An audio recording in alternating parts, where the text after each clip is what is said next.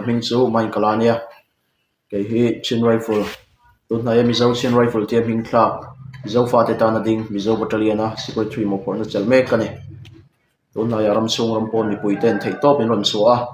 New Zealand lam unau ten mizo for journal kal tlangin noi nga min ron pe kan lom tak zet ani mizo for journal department pon cheng noi nga min ron thobela chung te chunga po chon lom thu kan on soi tak meu mewa mizo phai kan mizo kho pakhat atanga nu ho tong ta in cheng singa non tho boka chung te po chu bo phurna nei kuta a thlen to thu le kan lom tak zet ti kha mizo chin rifle mingin anon soi ni tun na ye zo phai in kana Kali University Kumai College in kana kan captain mang zolan ramle namtan tin anun na hlutak alana chung chu mi puiten min tor puin zo for journal kal tlangin ralna sum aron tling khoma chu ralna sum tling khom te po chu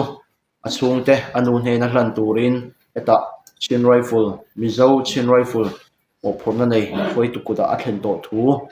kan ron hriat tira apetu mi pui zong zong te chunga lom thu kan soi tak meu meu ani chuti rual chon tun na ya zo phai kan bo ro karita mi pui si pai tan pon ma bak ma chop kan nga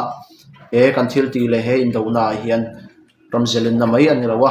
ramle namzelin na ani do na wangin mi pui ten thei top chuan min tho ho puya kan nung min dola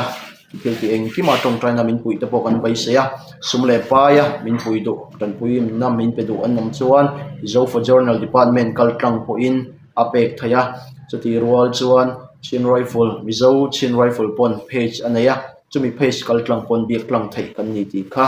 elai video mangin kan ron hriat tira lom thu kan ron soye an lo me